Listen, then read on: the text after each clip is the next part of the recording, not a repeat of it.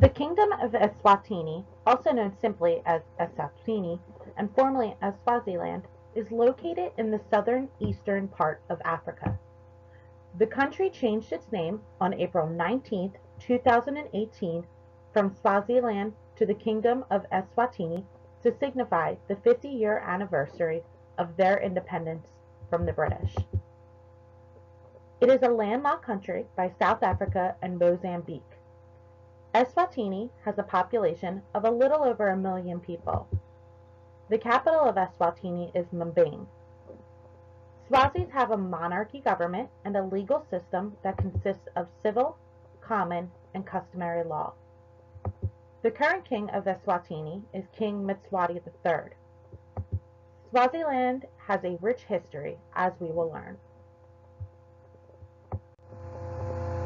During the Cold War, the United States government feared that the influence of the Soviet Union would threaten their economic and security interests in South Africa. South Africa was rich in resources such as minerals. The Soviet Union aimed to gain control, but only successfully penetrated Mozambique, just northeast of Swaziland, and Angola. Sparked by the fear of the Soviet Union gaining more interest, the United States installed pro-Western governments in regions of influence. Swaziland's location made it a geostrategic location. Swaziland's proximity to the Soviet Union-influenced countries put them at an advantage. The U.S. wanted them to become allies, but if the U.S. made mistakes, they could easily join in with neighboring countries who sided with the Soviets' communism approach. Swaziland offered an ideal location for the United States to also carry out undercover operations in Mozambique. During this time, Swaziland stood on the grounds that it was not for violence and soon became an advocate for change. Swaziland's security pact with South Africa, signed in 1985, promoted the U.S. target to form an alliance of regional conservative states to fight social revolution and Soviet imperialism. With the collapse of the Soviet Union in 1989, the National Party of South Africa could no longer use communism as a reason for their oppression. The ANC could no longer depend on the Soviet Union for financial and military backing. By the end of the 1980s, the Soviet Union was in crisis, and it had become hard for them to justify spending money in Africa.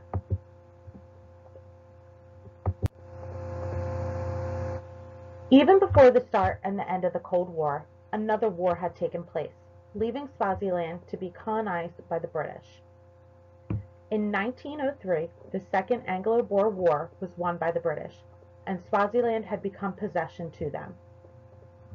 Swaziland is one of the only countries, other than Zanzibar, that came to independence still as a monarchy under the same origin who influenced their country's pre-colonial era. It wasn't until September 6, 1968, that Swaziland gained their independence from Britain. It may be small, but it's mighty significant because apart from Rhodesia, Swaziland is the last British territory in Africa to obtain independence. Arriving at the independence ceremonies, the ruler, King Sobhuza II.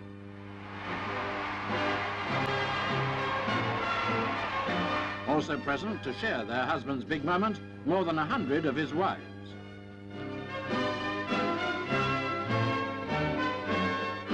Mr. George Thompson, the Commonwealth Secretary, hands over the instruments of independence. 69-year-old King Sobhuza, ruler of 400,000 independent Swazis. We have applied for membership of the British Commonwealth of Nations, to which Her Majesty graciously welcomes us. So ends 65 years of British rule, and with it almost the whole history of Britain in Africa. A history which one likes to think offers Africa a legacy undeniably worthwhile. We only hope Swaziland will be able to preserve their independence in prosperity and peace, where so many of her predecessors have failed.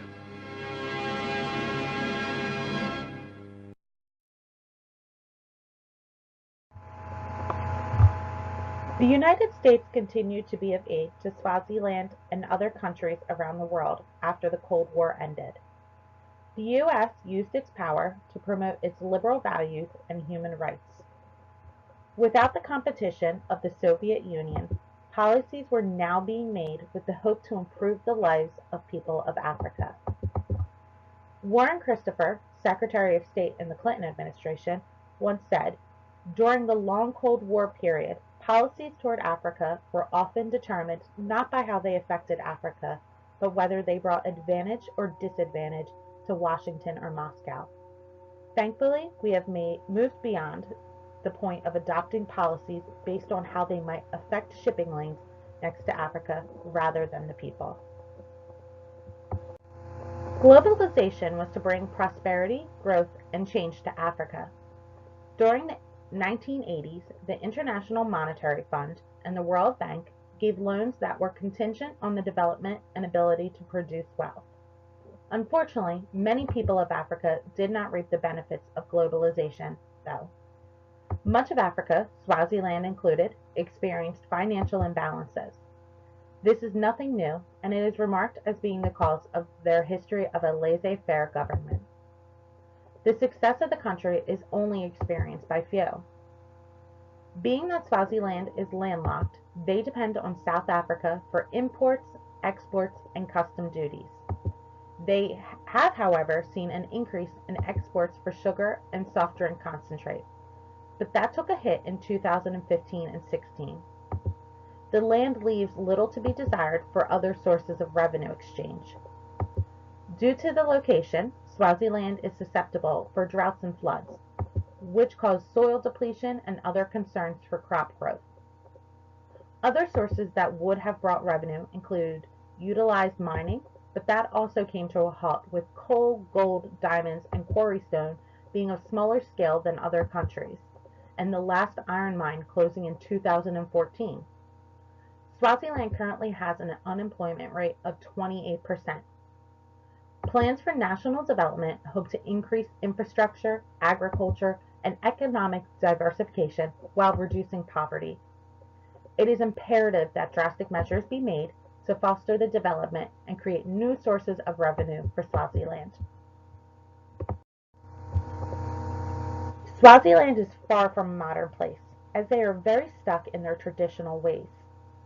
Swaziland has not seen much development in the 20th century due to the uncertainty of the country's future. The South African Act of 1909 created the Union of South Africa, and it was thought that Swaziland would unify with the neighboring country. They are one of the last countries in Africa to still have an absolute monarchy and have not seen much economic, political, or structural growth. The country is run by a king who has held his title since 1986. They have little in terms of railways, roads, and airports compared to the rest of the world. This leaves Swaziland stuck in the past and unable to experience much economic improvement. With the lack of development, many people have been forced to search for employment in their neighboring country of South Africa. The lack of development leaves the people of Swaziland to live below poverty. Swaziland currently has the highest rates in the world, with 24.7% of the population living with AIDS or HIV. Most citizens only attend 12 years of education, which does affect the lack of development. As we have learned, Swaziland is very traditional, and this has caused many delays for their country. Some challenges that the country faces are the increased mortality rates due to AIDS and HIV, a majority of the population living below the national poverty line, concerns of clean water, environmental concerns around soil erosion, degradation, overgrazing, and loss of wildlife. Economic growth is extremely low, with high unemployment rates, scarcity of food resources, and a lack of skilled professional laborers. One major concern that Swaziland faces is their king. King Mswati III is said to have a net worth of $200 million. This is concerning due to the level of poverty his kingdom is facing. Swaziland is a part of the African Growth and Opportunity Act, which was enacted on May 18, 2000. Its purpose was to help enhance market access to the United States. The requirements to be eligible for the African Growth and Opportunity Act are the country must be improving its rule of law, human rights, and respect for core labor standards.